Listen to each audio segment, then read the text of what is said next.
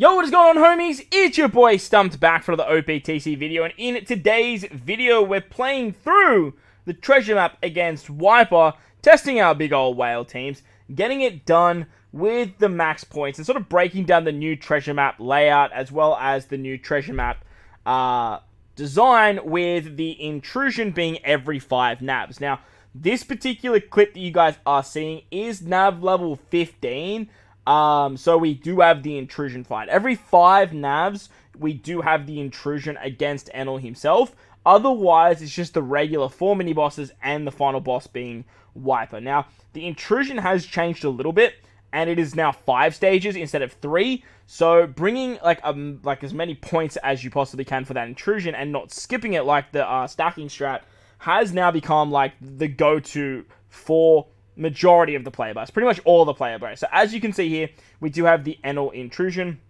and with the new system, the new treasure map system, basically the bird gives you obviously 1.5 times stats as well as points, but now you don't actually have it in the regular fights. The intrusion is significantly harder, so that's kind of where they've sort of counteracted it. As you can see, we are running double Enel. I actually opted to use double Enel so we could activate the double wave clear for stage 2 and stage 3. Because we can get through normal attacks only, it works very, very nicely. But we'll have to wait and see if that bird not being on the regular map has an effect, as losing that 1.5 times extra stats can be pretty detrimental to some players, and can affect your damage output for some mini-boss teams and stuff like that moving forward. But as you can see on the intrusion, as you hit stage 4, you come up against Enel, who gives you bind, and he puts up damage reduction. Utilizing Omni here works insanely well, because he can remove the bind, and he can remove the damage reduction. Now, with the initial information, it did say that once you move into the next stage against Enel, he's actually going to put up 9 turns of bind and 9 turns of despair.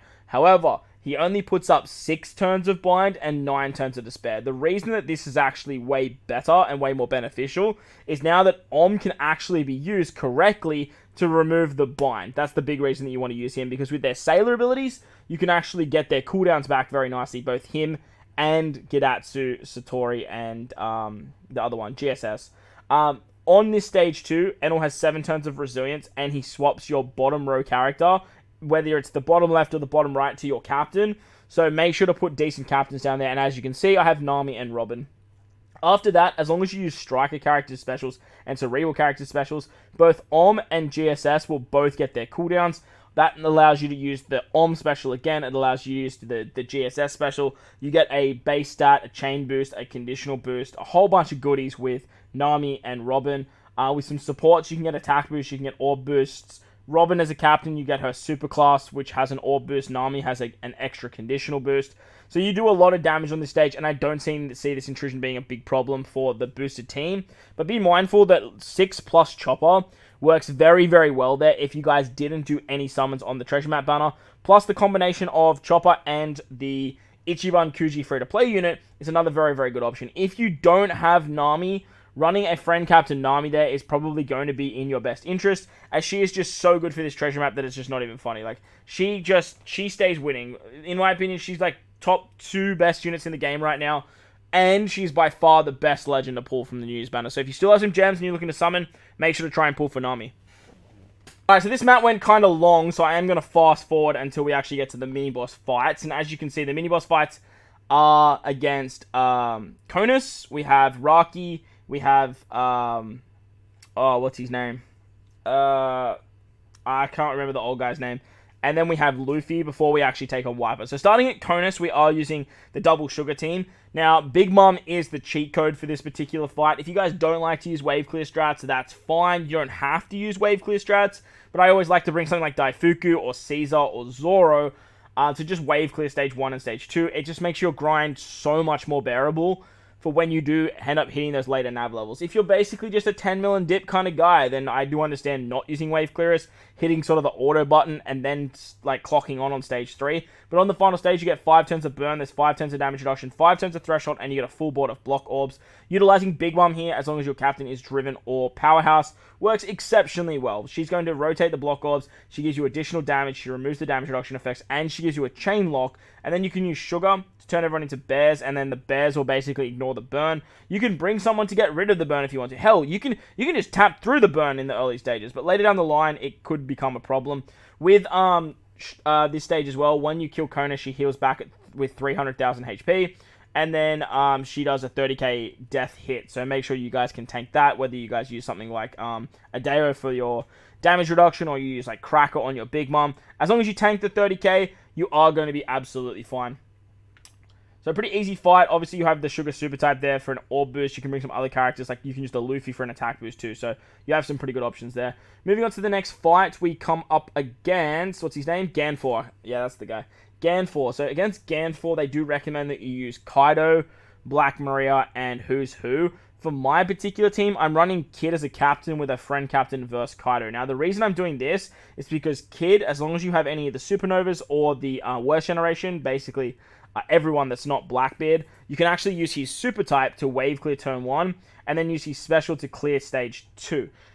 It works very, very nicely. With Kid as well as your captain, as long as you have him level limit break 3 or higher, if you tap with a Super Bomb Orb, you can remove 5 turns of damage reduction, and with the support of Killer, you can actually get the 6th turn to remove on this final stage.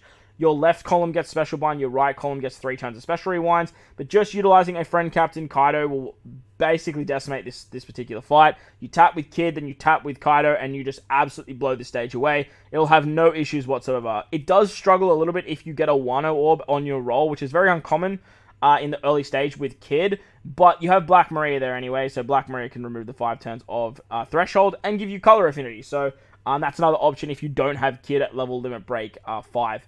Moving on to the next fight against Raki, we are utilizing K-Dad with our friend captain Roger. Roger 6+ works amazingly well for this fight. At this particular point, I hadn't left the treasure map, so I hadn't super evolved my Roger. But basically, when you get to the final stage, just utilizing a Roger special will basically just wave clear all of the enemies. Raki actually has 3 mob enemies in the front that all have barriers. It's very, very annoying. An easy way to get around this too is just to find Raki on the minimap, and then you can just use 2 Roger specials. It'll basically wave clear this fight for eternity, and you won't have to worry about it. But our wave clearers for this are the super class of K-Dad and then the special of Izokiku to not only take out turn 1, but we can take out turn 2, and carry a chain lock into the final stage. Against Raki, she has 3 mob units. Like I said, they have a good, a great, and a perfect barrier. Shout out to those guys. Utilizing double Roger here will just wave clear. The front units have 1.5 million HP. It works amazingly if you just use 1 Roger. But as you guys can see, even with 6-star Roger, you will have no issues. You do get Despair on the final stage and remove sound effects. Roger can remove that, and you also get Attack Down for 8 turns. So having the combination of K-Dad and Roger as your captains, and then running a slasher built team, just means that you can actually get around these nasty defects very easy. But like I said, if you find Raki on the minimap, 2 Rogers will just wave clear for absolute eternity. Moving on to Luffy now, the recommended characters are Yamato and Kid and Law. Now, the combination of the 2 of these units basically just take care of everything. I think they recommend using Judge as well. But like honestly, you really don't even need Judge, provided you make sure that you use your Law and Kid special on turn 2. Now, I do know a lot of people are using Yamato on their final team because obviously she's a 1.4 times booster. She works amazingly with Nami and Robin as well, so there is that. So if you aren't using Yamato as your captain for this team, Zoro is pretty much just a straight replacement. But you do want your captain to be Striker or Cerebral, so you could easily just use this Law and Kid as your captain instead. But the big gimmick for the final stage is the Despair. You get a whole bunch of Despair, which is a bit annoying. I think it's 12 turns after sockets, so you will need to bring a whole bunch of supports if you aren't using Yamato. Obviously, Yamato can get around that. Utilizing Zoro as our turn 1 wave clearer, and then Law and Kid on as our turn 2 wave clearer, we can carry the chain lock into the final stage. Luffy actually gives you 5 turns of a 1.1 chain lock, and then if you're below 2.2, you actually have a massive attack down. So utilizing Law and Kid on turn 2, carrying the 3 turns of the chain lock into the final stage, rotating the block orbs with Yamato, getting an attack buff, and then when you need to use the other Yamato, you can get an orb buff and that 1.8 times extra damage. You'll just blow the stage away. No issues whatsoever. You have Wano orbs there too, so you will be in very, very good stead. On the final fight against WYPER himself, we are going to use Nami as our captain, and we're going to bring a friend captain Enel. Now, utilizing a friend captain Enel obviously gives you 2 times points. The trade-off is Enel's only a 3.5 times captain to your Psy-based units. I think he does Psy, Int, and Quick. So, here's a super type, though, for Psy. So it does make it up a little bit, but it doesn't make it up enough like a legend would for your sort of high nav players. On this particular fight, Robin, the boosted batch, and Nami are the recommended characters, and you actually come up against a bunch of extra mob enemies on the final stage that they didn't really tell us about, but they did show us in the information. Zoro, Robin, and another Skypiea unit is actually on the final stage as well, and this was a bit of an issue with like the 9 turns of defense up, which you don't actually need to worry about, provided you are using Nami. Against WYPER, you get a full body paralysis orbs. He puts up 3 turns of damage reduction and threshold, utilizing the Nami special to remove the damage reduction, the GSS set to remove the threshold, and with the support of Usopp, you can actually remove 1 turn of paralysis, and that will actually rotate your paralysis orbs into matching slots, and it works very, very nicely. As you guys can see, I just tap with 2 units, and that way I can move on to the final stage. Nami will get all their cooldowns back, so utilizing her on stage 2 is no issues whatsoever. And then you have Ganfor, Zoro, and Robin in the front, and WYPER in the back. WYPER has the threshold on himself, and the 9 turns of defense up are on one of the units in the front. But utilizing Nami, she'll actually wave clear the front units, and then you won't have to worry about it. Getting around the resilience, you have the end of turn damage of Enel, and all you need to do on this final stage is pop Nami and her superclass, and it should work for a very long time. But obviously you have a lot more specials with your GSS, your your Enel, your supports of like Reiju and Vivi. Plus you have Robin there who can also give you a extra condition. But that's going to wrap up the video. That was my treasure map playthrough against WYPER. Let me know how you guys are going your treasure map down below in the comment section. If you enjoyed the video, belt the like button. If you're new to the channel, hit the big red subscribe button. Most importantly, wherever you guys are in this beautiful world, please remember to enjoy the rest of your day. As always, homies, I thank you for watching, and I'll catch you all in the next one.